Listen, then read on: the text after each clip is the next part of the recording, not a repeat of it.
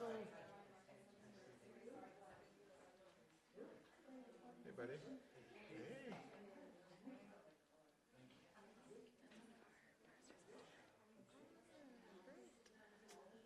How's it going? You guys are, is it supposed to start automatically? I guess so. It's the expression on the face of the screen suggests that it is. I imagine there's going to be quite a lot of trickling in, maybe. Which might be slightly... I wish there was a second entrance. Yeah. I think a lot of people are watching online.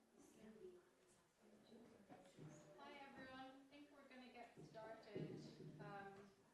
Anyone can let me know if there's any issues with sound or anything. Just going to start my timer so that I don't take too long. There we go. So thank you all so much for coming, to people who came here to Garden Court and also the people watching online. Also just want to say a huge thank you to Garden Court Chambers, especially Sally, who's been doing absolutely Trojan work getting this all set up. So we're here today to launch 2 new reports that are being released by Global Legal Action Network and Bellingcat. The first one is Putting Principles into Practice, Testing Open Source Video as Evidence in the Criminal Courts of England and Wales, or the Mock Trial Report for short. And the second one is International Humanitarian Law and the Aerial Bombardment of Yemen, a study of the contribution of online open source investigations. And we call this the IHL report for short. My name is Dervin Minogue. I'm a senior lawyer with Global Legal Action Network, and I'm just going to introduce the evening and the reports a little bit and put them into context, and then I'll just give you a brief overview of the speakers on the panel this evening. So, who are Dawn and Bellingcat? For anyone who doesn't know, Global Legal Action Network is a UK and Ireland-based NGO who works with affected communities to pursue innovative legal actions across borders to challenge powerful actors involved in human rights violations and systemic injustice. Bellingcat is an independent international collective of researchers, investigators and citizen journalists using open source and social media investigation to probe a variety of subjects. And our organisations really came together in the middle of 2018 when we both had a really strong desire to see accountability for airstrikes causing very grave civilian harm in Yemen. And Bellingcat had a real wish for their investigative work to be of more use in accountability proceedings. So that's how we ended up working together so much on this stuff. To put the Yemen work into context, I'll just say a few very high-level words about the conflict in Yemen.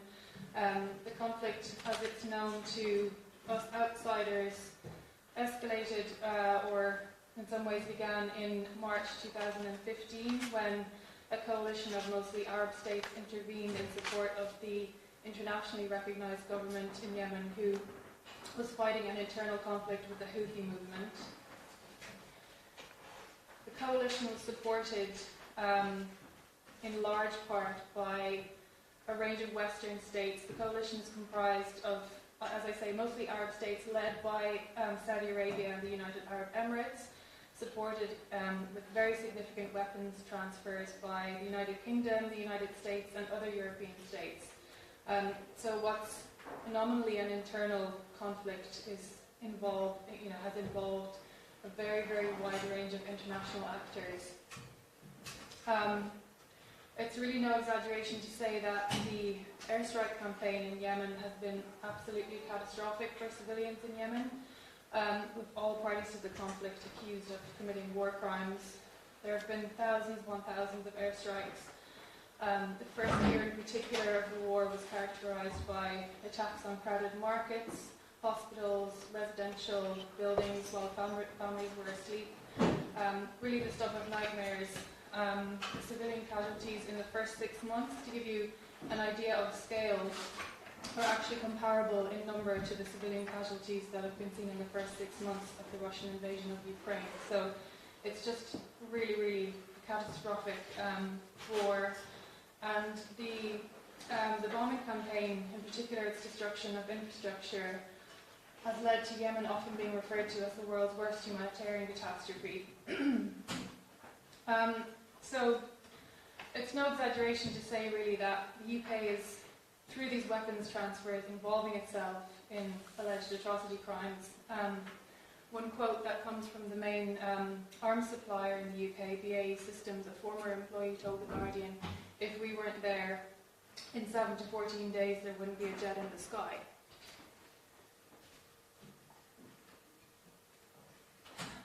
Here are some of the UK supplied jets gathering on the tarmac in an airbase in Saudi Arabia, involved in some kind of ceremony. I'm not sure exactly what's going on, but those jets came from the UK, and they're preparing to launch airstrikes in Yemen.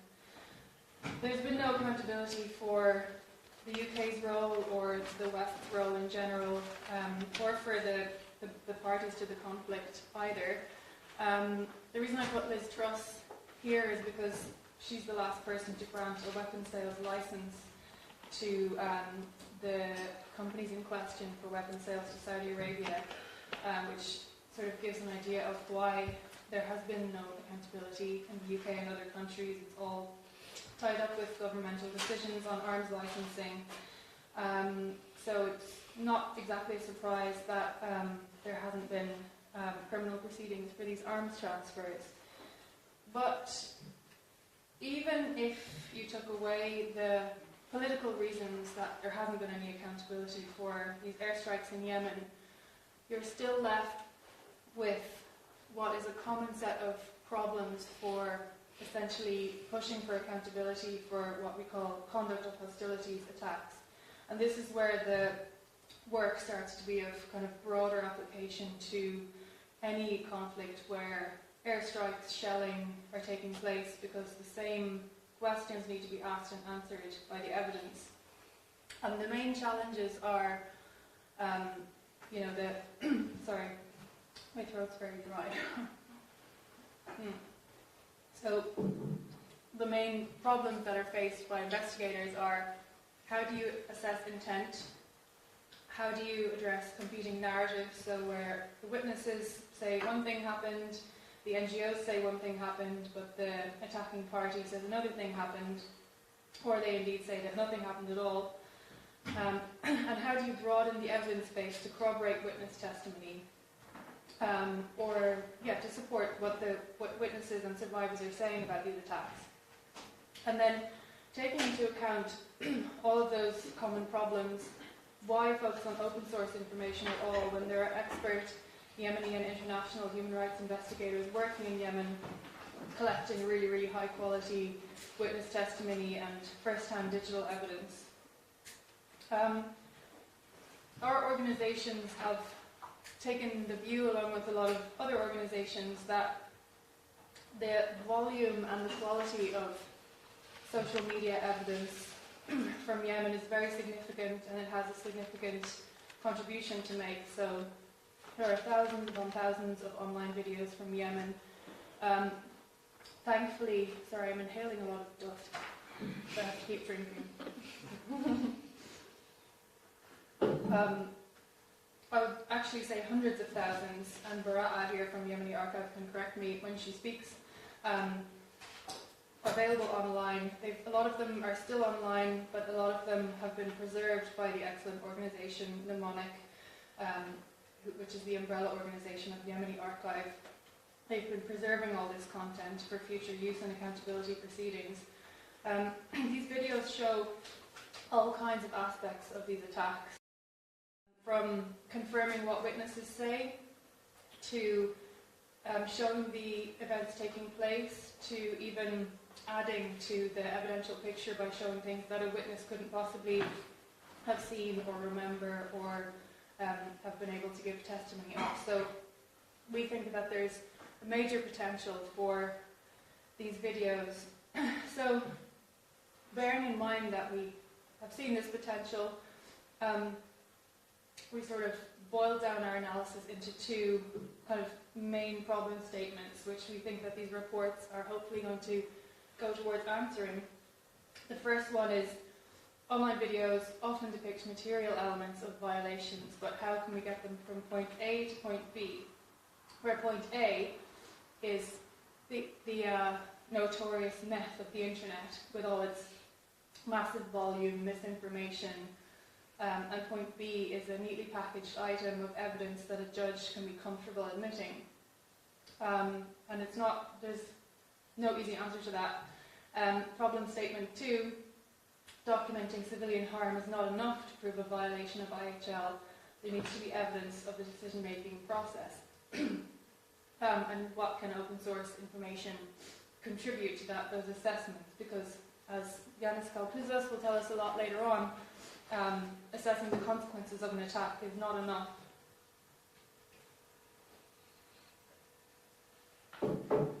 So,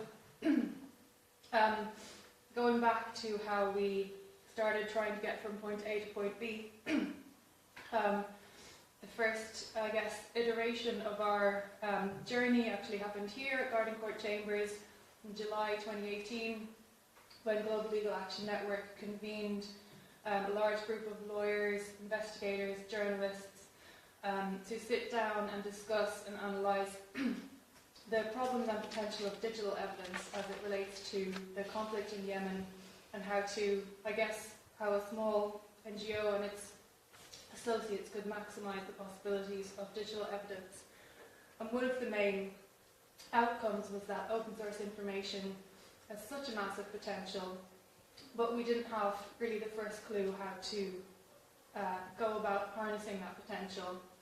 So we set out by Glon and Bellingcat working together to come up with the first draft of a methodology which would essentially allow open source investigators to conduct their investigations following a set of standard steps which would result in a kind of replicable, examinable record that a judge would be happy to analyse alongside the piece of content being submitted. And I can see the person who spearheaded it, Rowan Shafe, she's sitting at the back, who was working with Bellingcat at the time. The next event that we staged was the hackathon event at King's College London, where we essentially took the methodology and put it to the test using some of the world's best open source investigators to see how it would work in practice and kind of road test this methodology. Following that, Bellingcat took the investigations as started at the hackathon, developed them into full investigations and published them on Bellingcat's website as the Yemen Project, and these can be viewed online now. We cover a range of airstrikes that took place in Yemen. Following the publication of the Yemen Project website, we sort of regrouped and took the methodology and everything that we had learned about the whole process, submitted it to more legal analysis, and then decided to, after all of this theory and investigator practice, figure out what a court would make of this kind of evidence. And so that's the mock hearing event that Hannah and Siobhan are going to be talking about. And then in parallel, we subjected the Yemen Project investigations to an international humanitarian law analysis involving the Advocates for Human Rights Clinic at Harvard Law School, which Yanis will be telling you about, and which is the subject matter of the IHL report. And then finally, the end result of this whole process was to enable Glon and Bellingcat to have a dedicated justice and accountability unit, which could be, work on further incidents of concern in Yemen, but also for it to be transferable to other conflicts. And we have now started to work on the conflict in Ukraine, assessing various incidents of concern, with the view to making these investigations available to any prosecutors or other organisations who might find them of interest. So that's a brief overview of the evening. I'm now going to introduce our speakers. Well, I'm going to tell you who they are, and then I'm going to introduce them in proper detail before they speak. So, first of all, we're going to hear from Hannah Baltasar, who's an investigator with Bellingcat. She's going to take us through the specific airstrike that was investigated for the mock trial. Then we have our guest speaker from Yemeni Archive, who's Baraa Tariq, who's going to take us through an open source investigation that Yemeni Archive carried out into a shelling in Aden in Yemen. Then after that we've got Siobhan Allen, who's going to take us through the actual legal analysis that took place after the mock hearing event. And then finally we'll have Yanis Kalpouzos, who's going to talk us through the IHL report. So I will hand over to Hannah, but not before I tell you a little bit more about her. And here we have her bio. Hannah Baltasar is the lead investigator for Bellingcat's Global Authentication Project, as well as an investigator in its Justice and Accountability Unit. Before Bellingcat, Hannah was an analyst at the United Nations Independent Investigative Mechanism for Myanmar.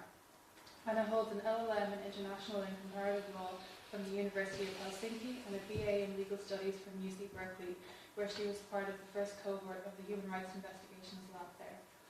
Thank you, Hannah.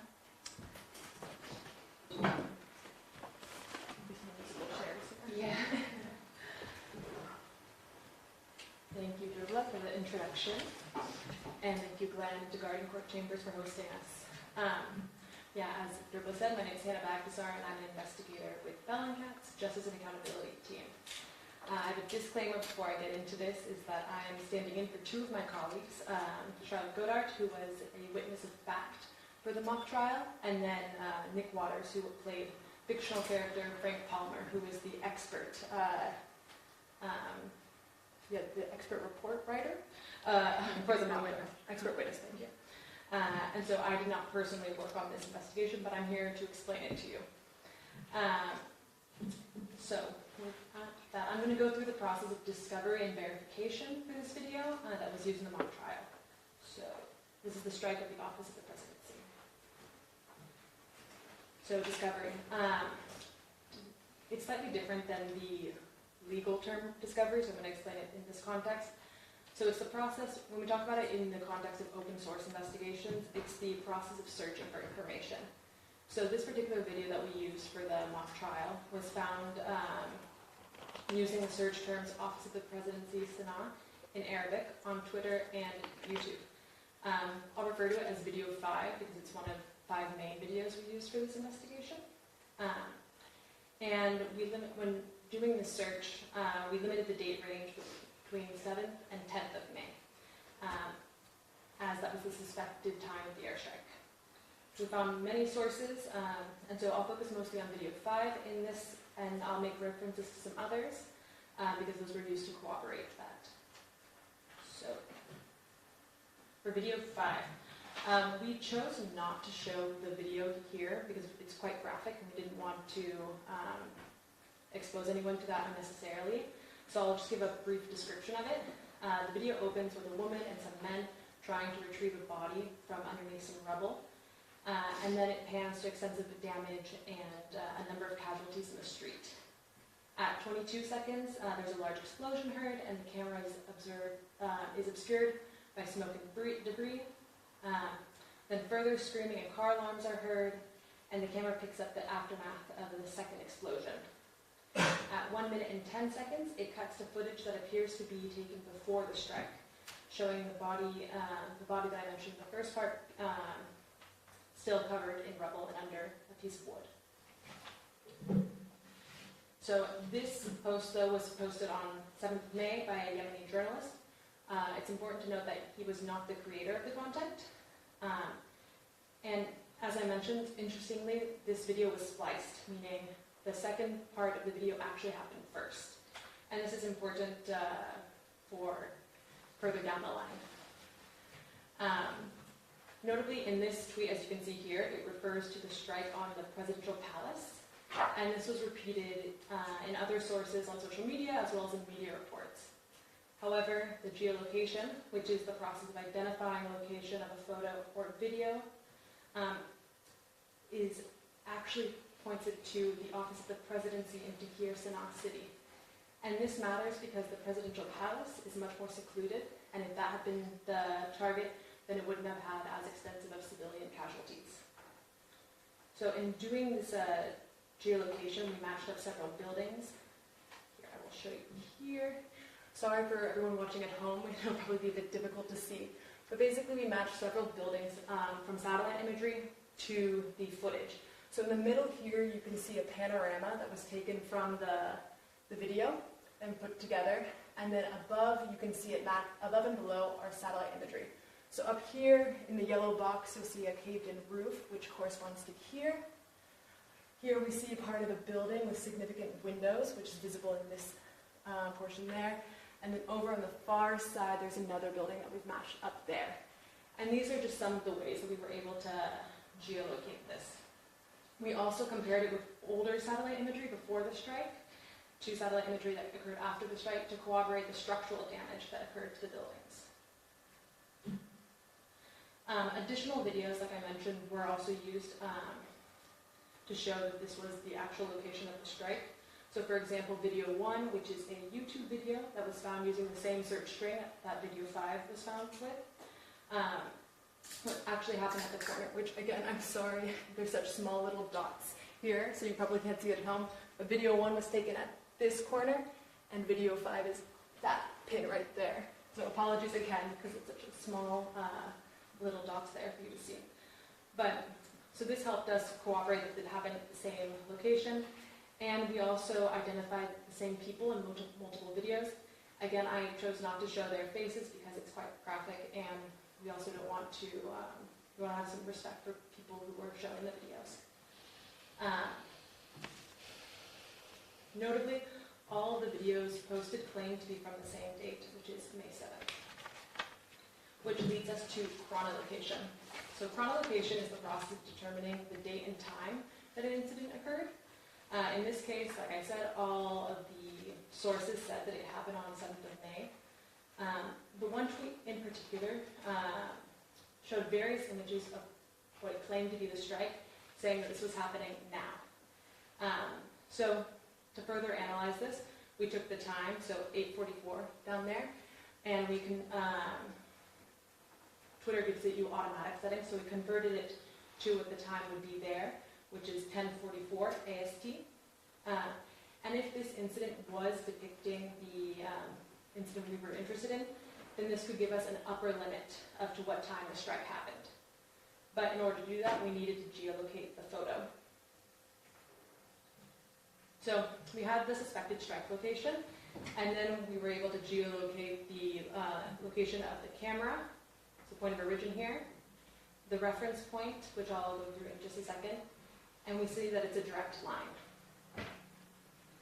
So here's the point of origin, and again, I apologize, the little lines are going to make it very difficult for you to see it at home, but basically we were able to geolocate using two significant buildings here, and found them on the map up there, again, very faintly seen in the light boxes. That was the point of origin, and we did the same for the reference point, which is right before the explosion. So again, there are 3 boxes here, which are depicted to 3 boxes back there. So using the photograph and finding that location in satellite imagery. In addition, we were able to establish a time range using shadow analysis from video 1. So using the proportional length of shadows. So in video 1, we have a really clear shadow right here, as you can see. And in order to do the shadow analysis, we're essentially going to use an object, in this case a person, and use it as a sundial. So for this, we assign the person as a unit of 1, and then notice that the shadow is 0.43 of that 1 unit in proportion. So then, using suncalc.org, we're able to go to the general location, put in the object, which we have as 1, and then go until we find 0.43 of the shadow length, which you can see here. and this gives us a time of 10:22. In the expert report by Frank Palmer, so Nick Waters, he actually uses a different shadow and does this 8 times and takes the average of this in order to account for any inaccuracies due to rubble and stuff like this, but still puts us within that range of around 10:22. In addition, I wanted to mention the concept of a twitcident. So it's this idea that when an event happens, you can almost immediately see it reflected online. So you can see social media posts occurring directly at the time of an incident or shortly thereafter an incident occurs before it makes it into the first media reports. Essentially, every significant event online that happens around people now also leaves a digital ripple. And so it's our thought that we can look at these ripples, collect them, and analyze them to put them into further context. So here's a little thing. The event occurring, first media report, and here's where we see social media posts coming out. Another example is with a different, we have an airstrike with Masaba, and I chose this because I think it really clearly shows it. So this is the amount of times that Masaba was used leading up to an airstrike and when the airstrike occurred and then going back down. So the twitcident there is quite visible. Finally, with this video, as I mentioned, it was edited. And that's kind of one of the biggest issues that it faced with the mock trial. However, just because it is edited doesn't mean it was maliciously done so. So this can happen, for example, when videos are shared in WhatsApp groups and maybe one person identified 2 videos and put them together. So it's not necessarily done to be malicious. We all, of course, don't know.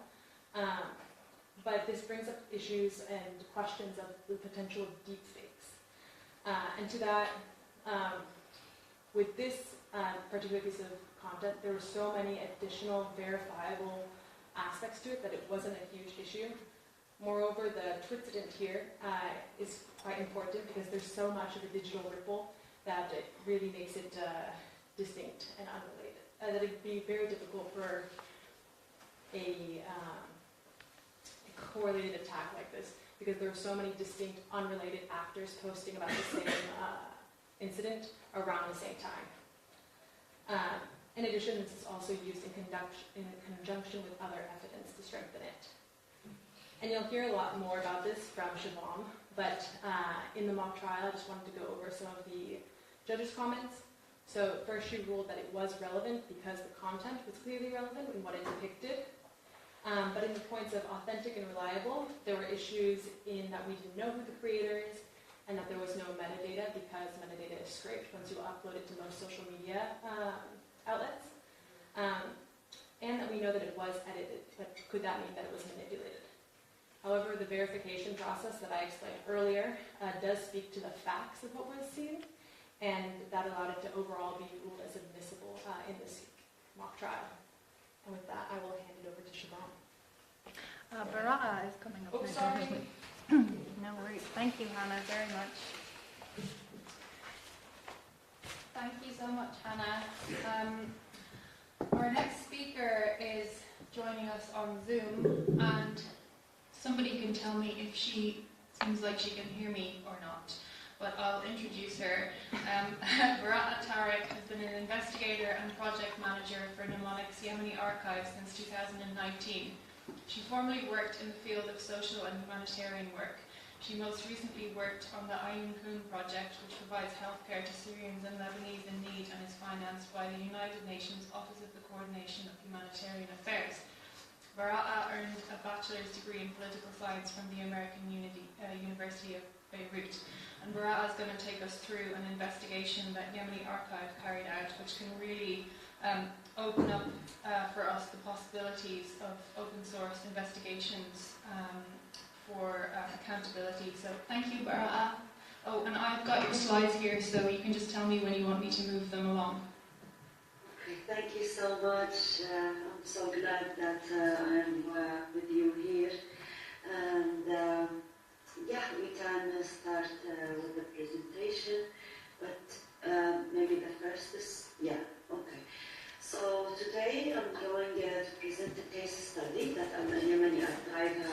worked on the attack of Aden International Airport. And so since the beginning of the war, there has been an urgent need to document human rights violations committed by the parties to the conflict in Yemen. And because of the policy of dilation taken by the social media platforms, this led to the loss of these documents, which may be used as evidence to documents in these violations. And go next. So the Yemeni archive has now more than 1 million visual evidence documenting the violations in Yemen since 2014. And 20% of the content archived by the Yemeni archive have been removed from the social media platforms. Next, please. So by documenting this evidence and collaborating with the Yemeni journalists, activists, and documentations initiatives on the ground, we help communicate Yemeni untold narratives to the global audience. Next, please. So we trained over than 100 journalists in Yemen with open source investigations and video as an evidence. Next, please.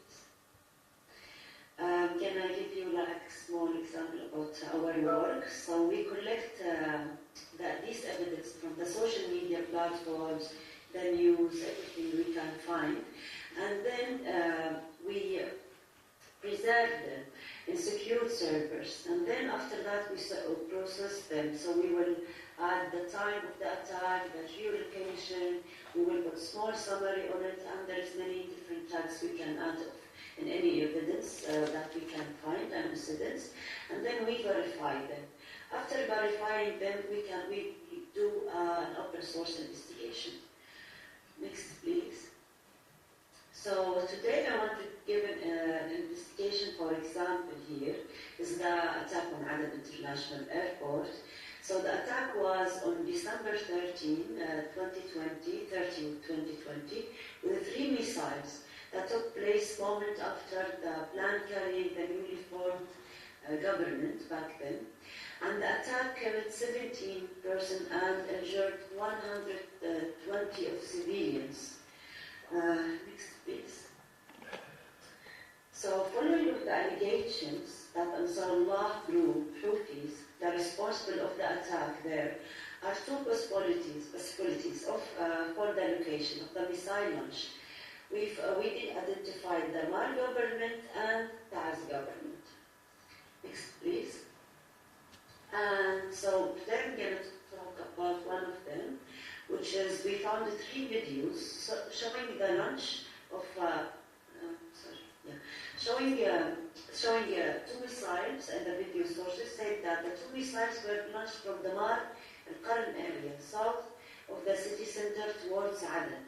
So by comparing the shapes of the clouds, as you can see in the pictures that appear in the videos, we found and confirmed that the videos were filmed in close proximity to each other. Next, please. So here, a video published by another local source contains a geographical landmarks that are likely close to the location of the missile launch point. These landmarks are a number of large buildings and an asphalt road next to the small room and a plot of agriculture land, as well as a building directly in front of the individual who's taking the video. So we were able to analyze and compare these landmarks with the satellite image to determine the exact geographical location of these videos. Next, please. So additional landmarks confirm the direction of the missile launch, as showing another video was shot from a different angle. So here, as you can see, it's showing a curved building with another building behind it, along the side of the main road. These landmarks are clearly seen after creating the panoramic image of the location from this video. So we were able to analyze and compare these landmarks with the satellite image, so we could determine the exact geographical location. Next, please. So here to add another layer, we analyzed the shadow feature in the video and using the shadow calculator tool. So it compares the video we're taking around 13:22 Yemen local time, which matches the time of the first missile hit the Aden airport. Next, please.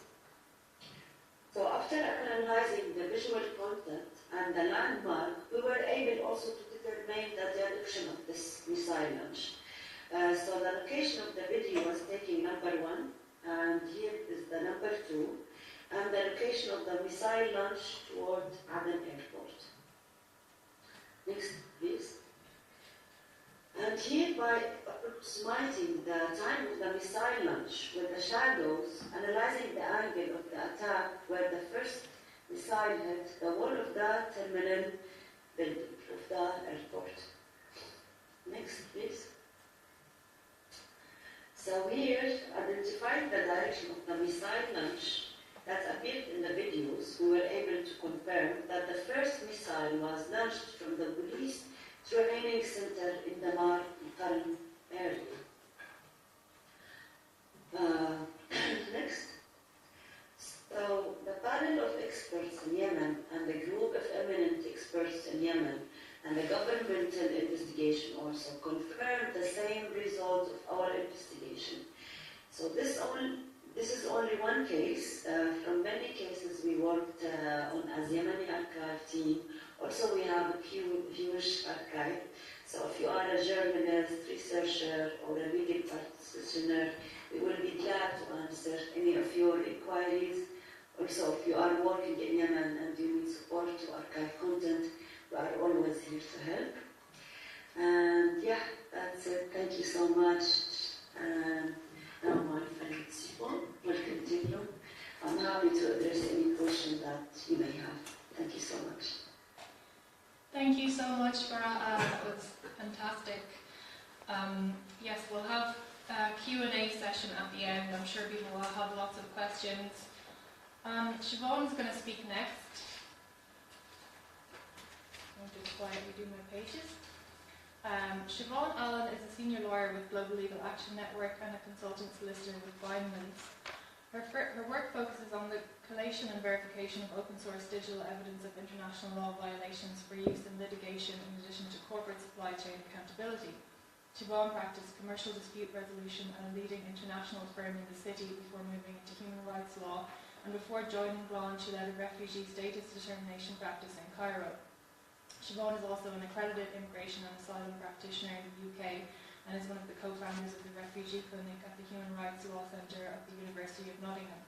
Siobhan holds an LLB from Trinity College Dublin. And Siobhan's going to take us through the mock trial event itself and all of the things that we learned from it. So thank you, Siobhan. Oh, that was my missing slide. Great, thank you, Derbla. So, our first report, Putting Principles into Practice, details the mock hearing that we conducted last year. It analyses the exercise and the lessons that we learned from it and have taken forward into our open source work that is currently still ongoing. We don't have time today to cover everything that's in the report, but I've just picked out a few things to highlight as key takeaways. So the mock hearing centred around a fictional case, which we had deliberately designed in order to elicit the issues that we wanted to test, and to avoid those that we didn't want to be a distraction, that weren't relevant to the principle that we were trying to test through the exercise. However, the exercise was based on a real piece of audiovisual content, the video footage of the airstrike conducted on the Office of the Presidency in Sana'a, Yemen on the 7th of May 2018. So the barristers who argued the case for the prosecution and the defence are real criminal practising barristers in England. The judge is also a real judge who was then sitting in the criminal courts of England and Wales and now sits on the ICC. As Derbla explained, the purpose of the mock hearing was to test a methodology for conducting open source investigations, which Glon and Bellingcat have been working on for a number of years. Using this methodology, Bellingcat investigators located the footage, forming the basis of the mock hearing, and analysed its authenticity, as Hannah has taken you through. The methodology had already received a lot of input from different sources, legal practitioners, academics, investigators. That had thrown up two sets of issues, first on the investigation side itself, and secondly on the legal side, covering whether a court can or will accept this material as authentic evidence. Once we'd incorporated all of these inputs and discussions, we wanted to really put it to the test, in a sense to unleash real practitioners on it and see what arguments they would raise, either in support of it or to undermine it, to see if they would come up with anything that we hadn't thought of already ourselves. And of course we were also very curious to see how a real practicing judge would deal with it and whether she would admit it into evidence or not. So, not to spoil the report for you before you read it, but the result was that the judge ruled that the piece of open source content, as authenticated by the open source investigator, could indeed be admitted into evidence. So, online audio-visual content, or OAVC, as evidence. It's not new to the court, it's not an evidentiary category of its own. After all, it's digital video evidence, which is already very common, for example, CCTV. The key issue, of course, is that the creator is not present to give evidence in court to speak to it. But this in itself is also not necessarily unheard of in court previously. However, it does raise particular issues where the footage is challenged by the defence. It's from a different jurisdiction and a location and a context that the court is not familiar with. It's a context with heightened potential for disinformation and falsification, and where open source analysis is being put forward to authenticate it, which had not been done in a court before. So, OAVC is documentary evidence, which means that the rule is if it's prima facie authentic, it should be admitted. It then goes forward to the jury for them to make their own determination on authenticity and how much weight they want to give it. Beyond that, the judge also accepted that OAVC is real evidence, meaning that it's a thing to be inspected rather than a statement from a person who isn't in court to speak to it. Again, once authenticated, the thing then speaks for itself. So the question then obviously arose, was it prima facie authentic? And this is where we get to the expert report of our fictional expert, Frank Palmer, who was in fact Nick Waters from Bellingcat. So authentication can be described as the process of convincing a court that a thing matches the claims being made about it. So what's really important is what you are claiming the OAVC shows. The expert report by the OSI analyst in the mock hearing said, yes, it is authentic. The report confirmed through the OSI techniques that Hannah has taken you through that the video was taken where and when the prosecution said it was, and that it showed the things it purported to show.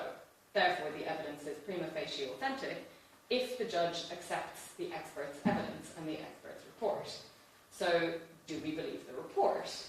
Is the OSI analyst capable of being an expert witness?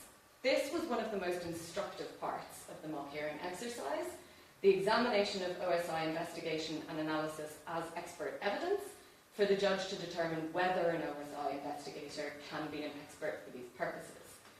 So the judge considered the profile of the expert himself, what background, skills, experience are needed. She started with an infamous quote from Lord Justice Bingham in England that, of course, a defendant cannot be asked to meet opinion evidence given by a quack, a charlatan, or an enthusiastic amateur. However, given that geolocation can be self-taught, which was addressed and acknowledged in the mock hearing, where is that line between an enthusiastic amateur and an expert? The judge emphasised that this is a question of substance, not form. There was no one factor that determined her decision in our case. First, she confirmed that expert evidence isn't confined to only established professions and scientific disciplines. So as a matter of principle, the fact that OSI analysis can be self-taught doesn't automatically preclude it from being an area of expert evidence. What matters is the quote on the slide. Whether study and experience will give the person's opinion an authority which the opinion of someone not so qualified will lack. This can be through formal training or practical experience to assemble a balanced body of specialised knowledge which wouldn't be available to the decision maker. In our case, the judge looked at the scope of what the field of analysis involves and the OSI investigator's own education and breadth of experience, and using this test made an assessment. She accepted that the field of analysis of video material to establish significance, reliability, or authenticity constitutes a field of expert evidence, composed of a number of factors, including the application of technical knowledge, techniques such as geolocation and chronolocation, and training and expertise to use search engines and examine material for evidence supporting or undermining the content. The methodology for which is the Glon and Bellingcat methodology that the investigator had followed and which is set out in the Berkeley Protocol. She found that whilst Mr. Palmer, our expert, didn't have technical knowledge of digital alteration, for example, his other qualifications and experience made him an expert in the analysis of digital open source information. A few other points to note. In this regard, the hearing did also address the difference between an OSI expert and separate but related disciplines such as digital forensics, the areas where they overlap, the areas where they are distinct. Suffice to say that other disciplines such as, for example, image comparison or geospatial analysis may well be required in particular cases. They're not a prerequisite. In each case, it will need to be decided on a case-by-case basis what is required, but suffice to say that in many cases an OSI expert will play a significant role. It also became clear that the scope of work of an OSI investigator is such that it may encompass factual evidence as well as expert evidence. So in the mock hearing, the evidence that was put forward by Elliot Higgins, the founder of Bellingcat, covered both factual and expert evidence, which in reality would be separated out into two different witnesses. So, for example, an OSI investigator would be a witness of fact if they're simply giving evidence as to how they found the piece of content. But when you then move into the analysis of the authentication of that piece of content, that's when they're using their own expertise and their opinion, and that's where it more properly sits as expert evidence. Again, this will be on a case-by-case basis depending on what is required of the investigator. What's just really important for the investigator to remember is which they're giving, and make sure in either case to only speak within the bounds of their own expertise and not stray into matters that are more properly left to the jury. A couple of final points were, although we had created a fictional expert witness to differentiate from Charlotte Goddard, the Bellingcat investigator who located the material, helpfully the judge confirmed that that separation is not necessary. Employment by an organisation who may have an interest in the outcome of the case is not an automatic bar to providing expert evidence. The defence also raised, and the judge agreed, that peer review of an OSI expert's work is really the ideal, if possible. Recognising that the field is not so big at the moment, she did acknowledge that peer review could even be done internally within the same organisation if needed. So once we've accepted that the expert can be an expert, and his expert report is an expert report, the defence also raised a number of issues around how the material had been collected, how the investigation had been conducted, which were instructive. The main issue that was discussed in this regard was bias, or algorithmic bias to be specific, which we expected. So algorithmic bias can impact what results users see when they conduct a search and the order in which those results appear. The defence argued that algorithmic bias presented the practical risk that the investigator may have missed exculpatory evidence. Now, it's important to note that here we're talking about both actual bias and perceived bias. So regardless of how much of a problem algorithmic bias in fact is, the reality is that people, including judges, instinctively think it is, and therefore it is something that you have to address. Also, we have to acknowledge that none of us know how these algorithms work, and we're never going to be able to find that out. So, through our own work with Bellingcat, we have concluded that the thorough and balanced way that investigations are conducted pursuant to the methodology means that the issue of perceived bias is an exaggerated problem. But through this exercise, it was emphasised that you really do have to turn your mind to it. You have to think about how you're going to address it, know and understand your policy on how you tackle the risk of it, and in that way you can assure the court and the defence that it doesn't affect the evidence that you're putting forward. Helpfully, in the mock hearing, the level of detail the judge essentially asked for was do you do anything to counteract algorithmic bias? And on the basis of the methodology, we can say yes.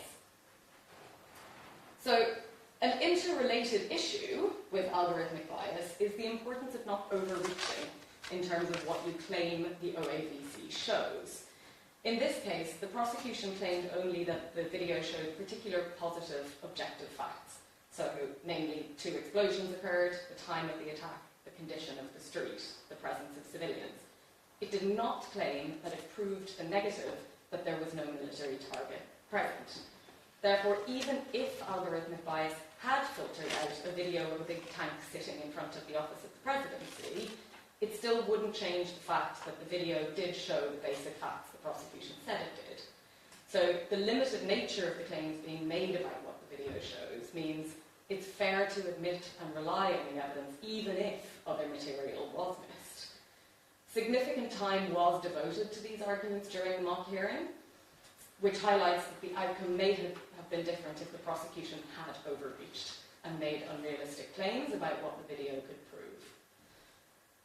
In addition to what the prosecution claims about what the material shows, the issue is also important in considering what the OSI expert should and shouldn't say. So they should be permitted to go wider than the one piece of content itself and look at other videos and other corroborating material, because as Hannah has demonstrated, that's part of the analysis. But it's really important to remember that OSI investigators must take off their journalistic hats when doing justice and accountability work and be very circumspect about the opinions that they reach and the conclusions that they draw. For example, saying that a woman in jeans is seen rather than a civilian, because once that's in an expert report in a courtroom, civilian takes on legal connotations. One final point in relation to this is that it's important to maintain a rigorous chain of custody from the point of collection of the material, forensically preserve it in case it's taken down in the meantime before you end up in court, and then at the point that you're in the courtroom you can satisfy the judge that no manipulation has taken place in that interim period. So the ruling that we were left with was that the OAVC was deemed authentic and admissible by the judge as evidence of the facts the prosecution claimed it showed. Ultimately, we were really pleased with how the exercise went, the lessons that we learned from it, and of course the result that we got in terms of the judge's ruling. The key points that arose and were debated during the mock hearing were those that we had already been grappling with in the course of our work, and it didn't throw up any unexpected curveballs that we hadn't already considered in the process of developing a methodology. The exercise demonstrated that the ordinary rules of evidence and admissibility can be applied to open source material. However, it's critical to tailor what claims are made about what the content shows. It also showed that open source investigators can be expert witnesses, and that open source investigations can and should be admissible as evidence in legal proceedings. Thank you very much. I'll hand back to Dobla. Thank you. Thank you so much, Siobhan. Our next and final speaker is Dr. Yanis Kalpouzos. Yanis is a co-founder of BLOM and specialises in public international law, international criminal law and the law of war and human rights law. He's a visiting professor at Harvard Law School and has also taught at King's College and City University of London, at the University of Notre Dame and Boston University School of Law. At BLOM, he advises on the themes of war and occupation, environmental justice, as well as migration and border violence. And Yanis is going to close up the seminar by discussing the IHL report. Now that we've seen the practical examples from Hannah and Bara'a as to what kind of information you can get from open sources, and then Siobhan's taken us through how the courts might approach that evidence. Yanis is going to take us through the substantive contribution that it can make, and then Yanis is going to chair the Q&A thereafter. So thank you, Yanis. Thank you.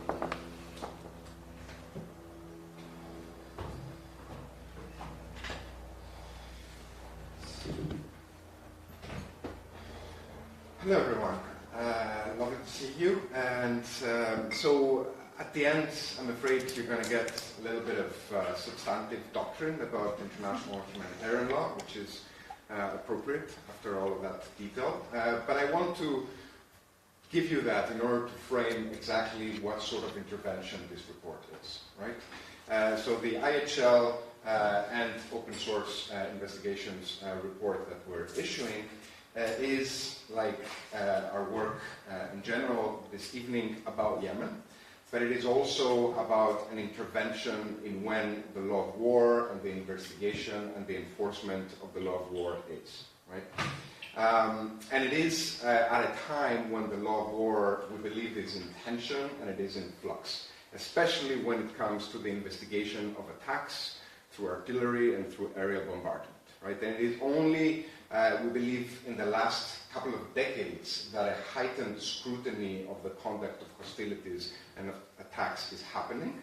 And it is important that the emerging ecosystem of online open source investigations is able to contribute to these developments, right?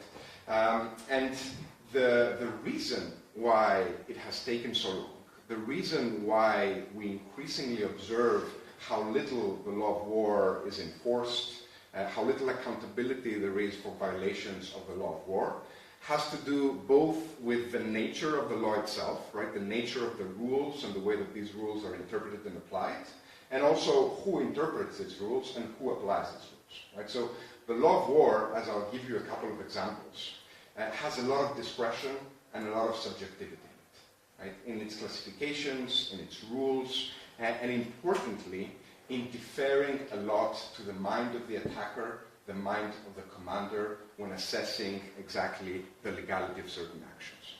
Not only in the context and specifically when it comes to criminal law liability, right? I'm not talking necessarily about mens rea and intentionality in that sense, but also that.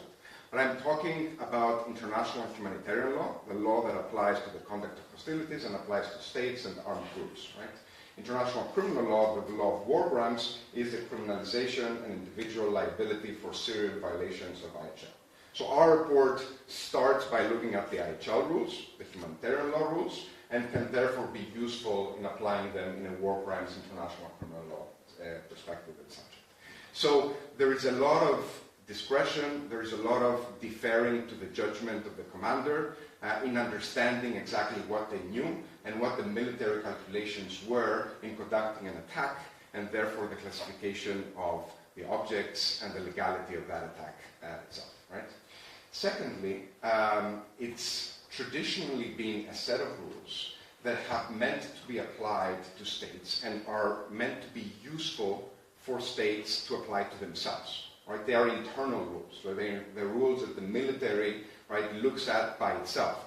They haven't traditionally been rules that are relevant and useful necessarily to external assessors in providing assessment and in providing accountability in this context. That's especially the case with respect to the IHL part of things, right? The first codification of the rules on aerial attack that I will mention later on was, or at least most important for our purposes, the 1977 additional protocols to the Geneva Conventions, right? And the assessment and enforcement and accountability has taken quite a long time and has happened especially through international criminal law. But even when you look at international criminal law, there's been very little success in terms of providing accountability and assessing aerial attacks, bombardments, and so on and so forth, right? Yugoslavia tribunals, Rwanda tribunals, International Criminal Court. There is some, but there is very little, right? And the reason that there is very little is not only because it's difficult to get your hands on perpetrators and so on, it's also because these rules don't really offer themselves for that type of assessment. So we hope that this report, which sets out these rules in a way that an audience that is not expert in IHL can follow, right? That gives examples of the kind of facts and the kind of relevant findings that, you know, can be used and that open source online investigations are able to use in order to provide these analyses, and that applies some of these rules in certain instances of airstrikes in Yemen, can help contribute. Right? It is not, this report is not about proving a violation and finding a violation. It's about showing how open source can help with the moment that we are in international humanitarian law. And let me give you a couple of more examples in the way that the law works here. In fact, I will, oops, this has gone opposite. Okay. These are the slides.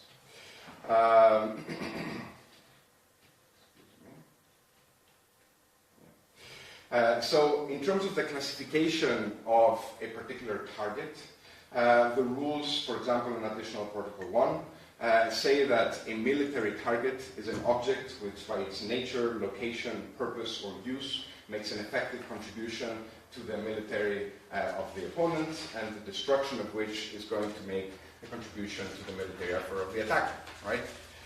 So in determining exactly what the use of a certain object is, in determining the purpose of a certain object, which is generally understood to mean its future use, and in determining also the way in which the location of a particular object is militarily relevant, right?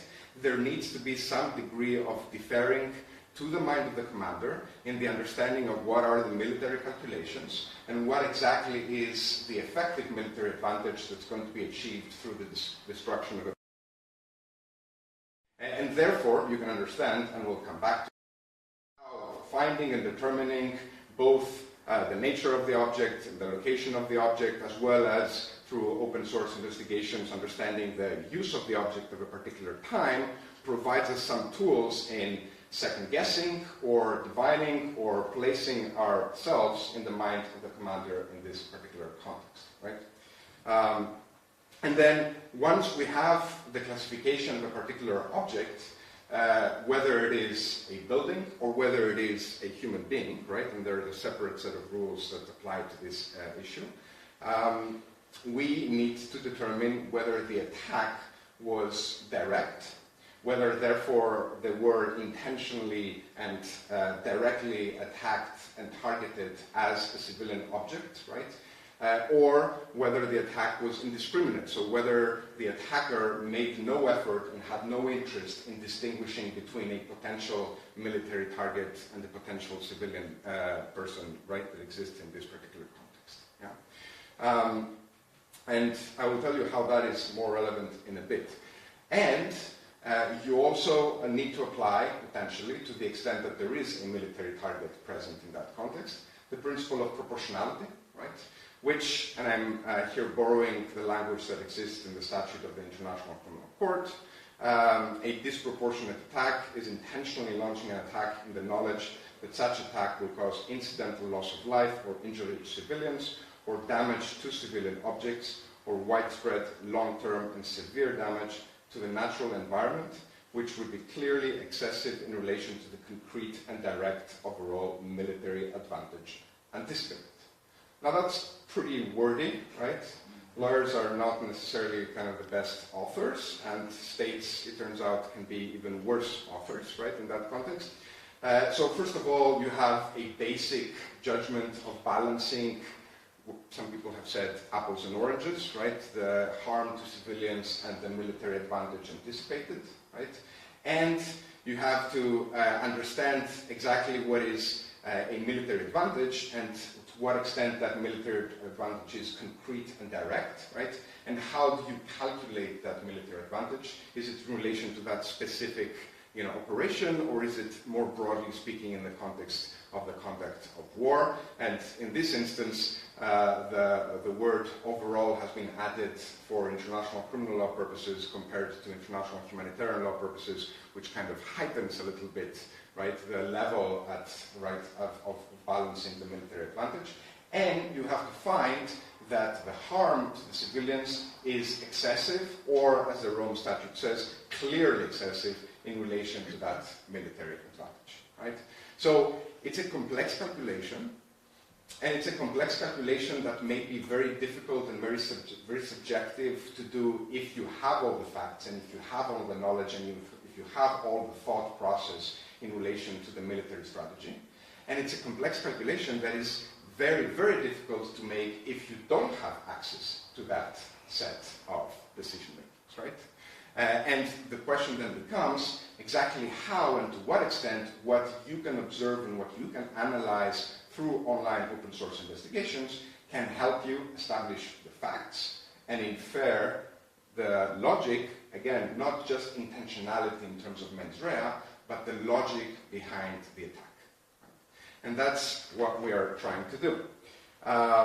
And what makes it more difficult is that these malleable, these contextual judgments that I have just set out are easily exploited and easily used by the attackers in providing counter-arguments in any battle for truth, right? Whether it is through reports or whether it is in a court of law, in a way that can weaken any legal propositions, weaken any allegations, weaken any clear findings of legal truth in relation to specific attacks. Right? So, for example, take an attack that is like many of the attacks that we include in our report that have occurred in Yemen, on a market. Right? On a market which is a presumptively, and indeed in some ways through open source evidence, demonstrably civilian space, right? And where civilians work and trade. Initially, once you observe the facts, and let's put aside the question of the state denying that anything ever happened, right? Once you observe the facts, you are tempted to conclude that clearly that place and that object and the individuals there were targeted as civilians and were targeted because they are civilians, right? And that therefore that constitutes an intentional and direct attack against a civilian target and against civilians. But the counter-argument may easily be, and the reliance on evidence that we don't have necessarily access to may easily be, that in fact there was a military element to that particular target, right? Either because that particular presumptively civilian target was used for military purposes, or because there were individuals present at the time of the attack that had a military characteristic. And that therefore the attack was not a direct attack against civilians, but was at worst an indiscriminate attack. Right? That is still unlawful. It's still an unlawful attack under international humanitarian law. But it may make it a little bit more difficult in order to the International Criminal Court, and therefore it can have very tangible, specific, practical, legal consequences, right? But imagine a little shift of emphasis and counter-argument in this particular context. And the argument becomes there was a military target, and in fact, this attack was not indiscriminate. It's not that we didn't take any care in distinguishing the military and the civilians. We, in fact, targeted the military, and any harm that occurred to the civilians is an unfortunate, tragic, incidental consequence of that legitimate attack upon a civilian target, which was, for example, a Houthi fighter who was operating and was being present in the market. Right? Now, that moves the balance from the direct or indiscriminate attack to the disproportionate attack.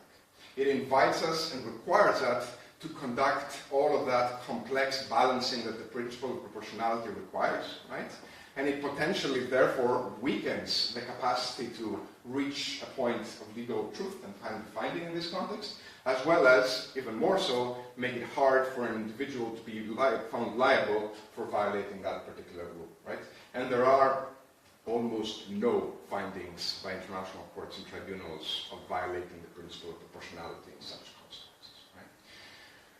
But then you can also have one more step backwards in that type of argumentation. The argument is that even if ultimately the result was that the harm that was caused to civilian objects and civilians was excessive, even if it was potentially disproportionate, that wasn't what was intended, right? That wasn't what was wanted. And again, this is something that goes to criminal liability, but it also goes to the principle of proportionality as a whole, right? What happened was that there was, at worst, a failure to take all the necessary precautions in planning and in conducting that attack. Right? That is, again, potentially a violation of international humanitarian law, but not, as it happens, a war crime and a violation of international criminal law. Yeah? And once you move to the space of precautions, you move even further back, and it makes it even more hard to identify exactly what steps were taken and where they went wrong with precautions and this process that they need to follow. Right? And of course, it's only a short step to line of defense, as it were, which is that it's not that we didn't take the precautions in a way that's culpable and in the way that's wrong. It's that we did everything that was feasible and everything that we could, but ultimately it was an intelligence fault, right? It was a mistake. Maybe we'll review our process. Right? So that's. It isn't necessarily that the rules will be exploited and used in that particular way, but that's something that it makes them open to exploitation and open to argument. And that's something that we need our tools and we need our evidence, including open source evidence, in making those counter-arguments, right? So I think with that description and background of the difficulties of the international humanitarian law argumentation, we can appreciate more exactly how far facts discovered by open source intelligence can take us in countering these arguments. Right? I will not do the whole, overriding of all of these potential arguments gradually and overall, but you will see that in the report we have distinguished those into objective facts and subjective facts, right? Or objective facts and inferences, effectively, about what the commander and what those attacking showed. And all of these objective facts, and my colleagues here have, already shown you a lot of examples in relation to some of these objective facts about the existence of the strike, about the nature of the target that was hit, about the location right where the target was, about the timing that it was hit. All of these can be relevant in a variety of ways. So, for example, in terms of an attack on the markets, we have Fayouche. For example, we have Zabit in airstrikes in the report that you can see. The identifying the timing of the strike is particularly relevant in understanding whether the attacker expected, should have expected, and indeed maybe wanted, right, to harm civilians who were present at the market because it was working hours and so on, right? As well as, for example, the weapons that were used in that context. The weapons that are used in that context are able for us, are useful for us in terms of identifying the attacker. They're useful for us in terms of calculating the damage that was done. They're therefore useful for us potentially in order to making a proportionality calculation in relation to potential military advantage, right?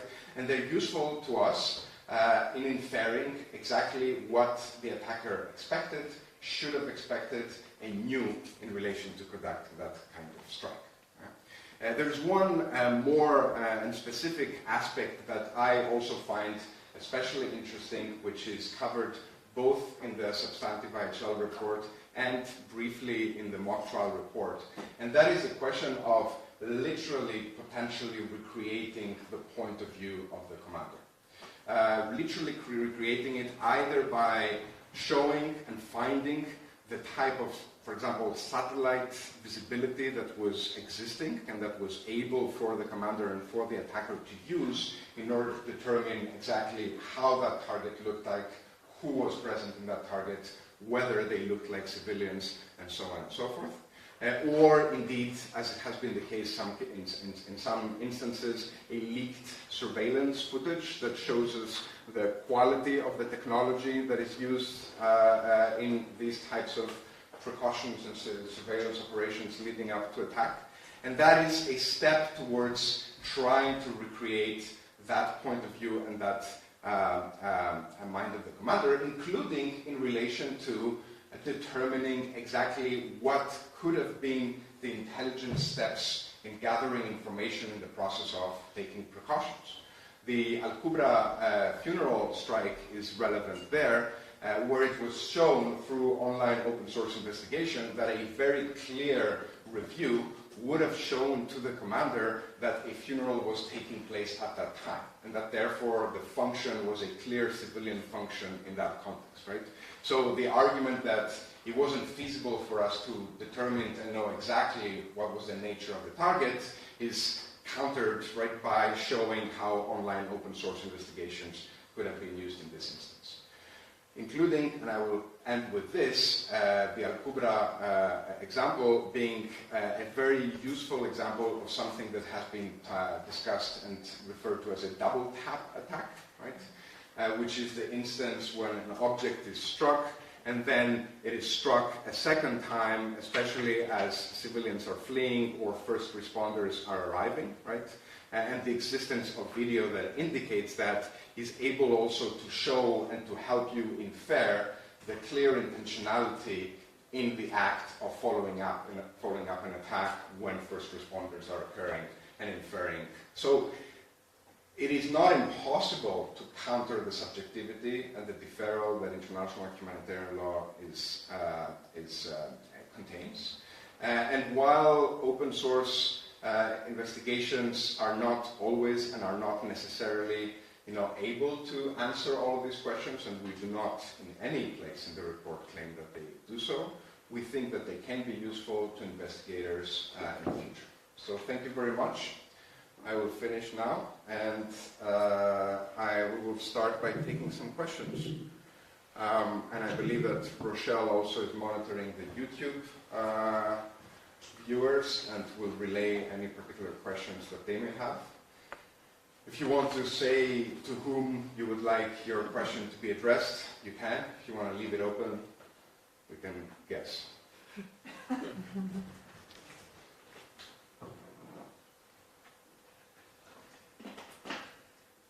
Yanis, we have a question. Oh.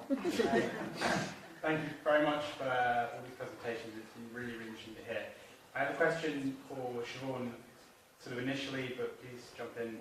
Others, you mentioned algorithmic bias.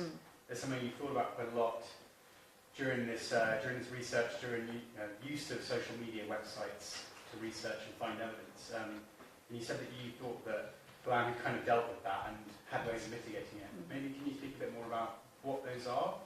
And has there been any engagement with the social media companies about that, to try and get them to engage with you on how to kind of overcome these issues when you're kind of looking for potentially criminal evidence or exculpatory evidence? Sure. I'm happy to start, but it's definitely something that Hannah and Dervla know a lot about as well from the technical and the legal side. So in terms of how we deal with it in the methodology, again, it's through technical means and practical legal focused means. So firstly, we try to do things like using VPNs that will neutralize any of the algorithms that may be particularized to the individual investigator, and do things like that standardize settings across all of the investigators, and things like using VPNs that are have a node in the US rather than in Europe, where in Europe GDPR filters out a number of results that might be relevant, as an example. But also more pragmatically, the way that the methodology sets out how an investigation should be conducted makes it very clear that the search terms should be broad enough to capture any and all material that's supportive or undermining, that's exculpatory or confirmatory. It also involves a very detailed legal briefing so that investigators understand what things are relevant, as Yanis has gone through for the purposes of IHL analysis or ICL analysis. There's a wide range of facts that are actually relevant and go to the legality of a strike. So an investigator needs to be cognizant of those as they're going through the investigation to make sure that they're using the right search terms and doing a sufficiently balanced investigation. If you've got a really wide range of balanced search terms, and then you're using your own skills through things like the geolocation, the chronolocation, you know where it happened, to narrow those down to look at what is ultimately the sum total of all the relevant material, that in itself has negated the relevance of something like the order in which those results appeared to you on the Google webpage. It doesn't matter anymore because you've done a sufficiently thorough search. So those are examples of ways in which we mitigate it through the methodology. which we can then satisfy a judge to say, look, we've thought about it, and these are the ways that we've mitigated that risk as much as possible. I don't know if either of you want to add anything else. I would just add, I guess, that we haven't had any engagement directly with the social media companies. We've just, taken the approach that we can't know how these algorithms operate, and that we can only do as much as we can. We've also found that, yes, we can take all the steps necessary to actually essentially create a blank slate every time you go online, but that has its own problems because you can get kicked out of your research account. If Facebook thinks you're a bot, then you're not going to be able to do anything. So you have to have some kind of, online history, and that inevitably is going to bring some kind of, I guess you could call it bias, but you could also say that it's necessary. We had an example with our Ukraine work where an investigator was actually not finding any relevant content because his profile was too clean, essentially. Like, the algorithms didn't know what kind of content he was interested in. He was being delivered like really generic kind of BBC reports that weren't going to contain any proper kind of examinable content. So it's kind of, I wouldn't say it's easy. I think that's why we've arrived at the conclusion that you have to think about it, you have to have a policy and understand it and have it be replicable, but you can never know exactly, you can never conduct a completely neutral search, and you can never know what you're not finding, I guess. Yeah, and if I can add on to that, I think the approach we're taking is one of transparency, and so really saying what we don't know, that we don't know how the algorithms work, and then leading that up to the courts. And also just doing whatever we can to really document what we've done. We have memos on literally every decision we've ever taken and why, in order to justify that if we need to. And then what Siobhan was saying, really well-rounded search terms in the relevant languages, in different search engines, in different browsers, on relevant social media platforms. So really trying to take as kind of a broad of a scope as possible while still being narrow to get the content that we need.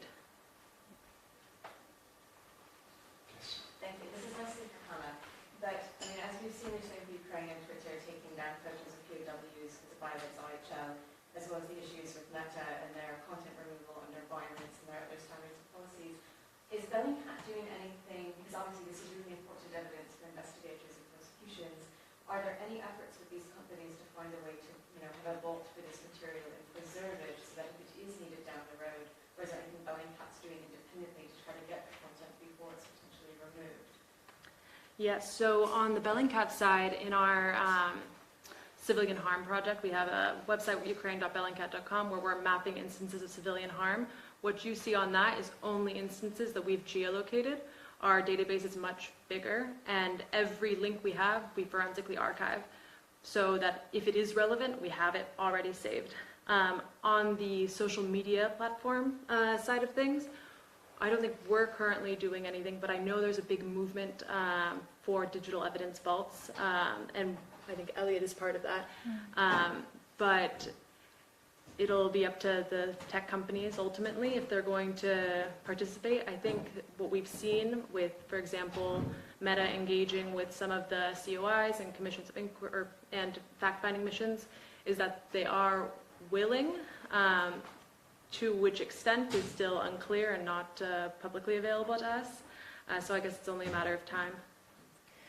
Barata might have something to say about this because Mnemonic, I think, might be doing some engagement with the social media companies. I don't know if she heard the question. Bara, the question is about the engagement with the social media companies in terms of them not taking down material that may be useful for accountability purposes. I don't think she can hear. Oh, maybe she didn't hear. Microphone is muted. Her microphone? Ours. Oh, This one? Can we do it here? On this one? okay. Maybe I'll get feedback. Barata, we had a...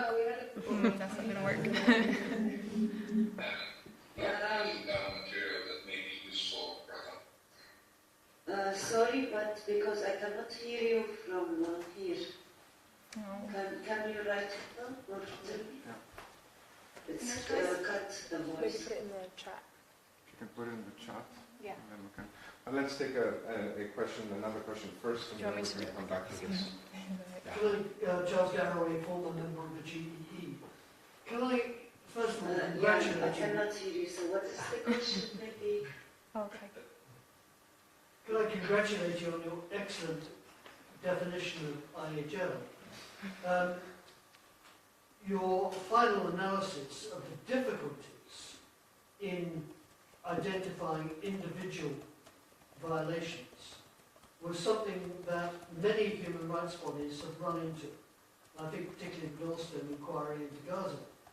We tried to get around it in the GEE by, rather than looking at specific individual cases, looking at patterns. And there, certainly open source investigations were extremely useful, because if you could gather a number of attacks where the same thing seemed to be going wrong, it didn't matter if it was going wrong, but the fact that there were excessive casualties, or seemed to be, etc., if nothing is done about it, that is an indication, a very clear indication, that there is something wrong with the targeting process. And so we targeted the targeting process rather than the individual attacks. That was our way of trying to get round the immediate problem. I think that's a very good point, and indeed a very good way in which you approach this in the report. And it can also be especially relevant and useful depending on the use, right, of the analysis. So, for example, some of our work has been in relation to the Arms Trade Treaty, and the Arms Trade Treaty, right, provides effectively predicting the likelihood of future violations, and in that instance, determining patterns is especially relevant and especially useful, either when you're arguing in court, like in the CAT case here in the UK, or as has been the case with some of our interventions directly to Parliament, right, and the parliamentary committees in terms of approving these arms sales. But I think your point is also correct in the broader analysis, and it's another way of basically requiring the state and trying to shift the burden of proof a little bit to the state, because that is what we're struggling with. That is what we're fighting. And the more you can show consistent behavior, the more their argument that the burden of proof is not on them and therefore they can rely on secret information in justifying that particular airstrike becomes weaker. So thank you very much. I don't know if somebody else wants to say something about this. Dervla, should we... Let's take another question. Yeah. Hi there, Marilena Stickbauer. I'm an independent consultant and having worked on 2 people's tribunals, which recently sat here in London. I'm interested in database management. So everybody who does like investigative work knows that 98% of what's like in the database will never be shown actually come before a judge. So how do we effectively manage a database? I think I heard that the Yemeni archive recently right now has more than 1 million kind of documents stored. So how do we find these 2% actually within our database that might come before the judge? So how can we internally kind of be more effective? And I'd be very interested in hearing Ms. Farah's views, but also Bellingcat's and the outmost ground. Thank you. Yeah, it's definitely one that Bara'a would be really well placed to answer. I don't think she can hear us, although she has... Maybe you could unmute the mic on that laptop. That's the problem, maybe. So I can answer from our perspective, and I don't know if any of the others will add anything, but the scale at which Bellingcat is investigating incidents is relatively small. They're kind of targeted individual incidents where a number of pieces of content collected would be like maybe 4, 5, 6 at a maximum, and then you have as many incidents as like a team of investigators can cover. So they're much more kind of at the, I guess, relevant end of the spectrum. Whereas Mnemonic is gathering, as Bara'a said, like millions of pieces of content, and as to how they manage that information, she might be able to tell you more. I don't know how to do this because she's answered the previous question about... Maybe you can just relay her answer if she did it in writing. Yes, she did. Oh, okay, so it looks like she heard the first question as well. So, yes, so in relation, does anyone have any comments on the database question? Then I can read this and get it across. I have a small comment to add to yours. For us, for Ukraine, for example, we're using a database called UWAZI, which we plan on giving investigators at national, regional, international levels access to. And so they can also go look through that themselves and see what they find relevant, rather than us telling them what's relevant. Yep. Thank you. Okay, so Bara'a's responded, sorry to question hop, but she's responded to the question about engagement in social media, about takedowns, and she said this is one of the things that Mnemonic has been doing on content moderation. We've been part of many collections working on content moderation and communicating with social media platforms to review their policies and invest more efforts in the content moderation. However, this is a work in progress and still needs a lot of efforts and major changes, especially with the automated deletion from the AI on social media. We hope that we can reach the time that researchers like us and others working on the topic will be able to provide their experience to moderate and review this content and reduce the loss of important evidence. So it sounds like, yeah, definitely the work is there, but not sure how far along. I'm going to pass this question on to Bara'a about the databases, so maybe we can take another question. Yes, maybe one last, yes. Hi.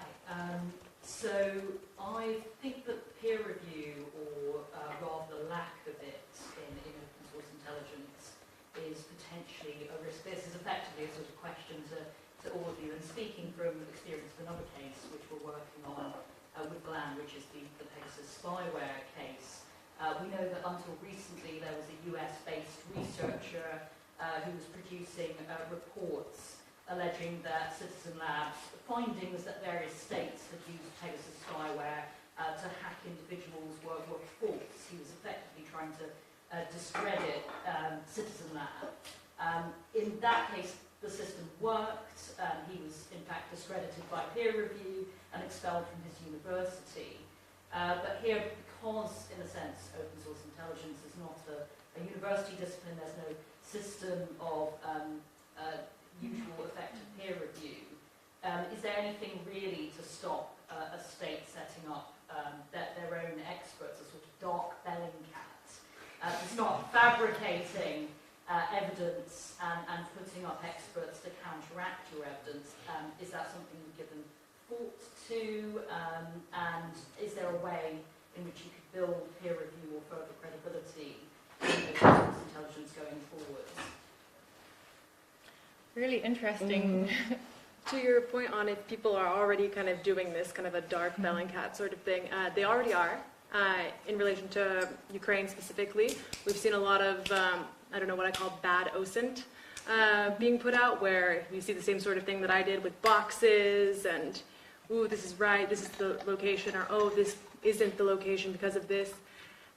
And if you really just sit down and look at it and don't take the boxes for granted, then you can see that it's obviously not right. If that makes sense? But we are seeing a rise in it, and it's quickly debunked by people in the field. And I think with Ukraine especially, we've seen such a convergence of everyone who works in open source coming together to work on this sort of things. And so in that respect, it's kind of okay for now. However, peer review is something we've been thinking a lot about, especially with regards to our methodology.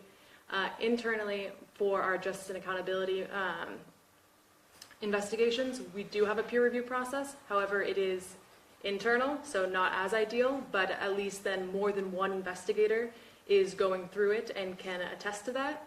But I think going forward, maybe we need to create some sort of coalition or something to do this more broadly.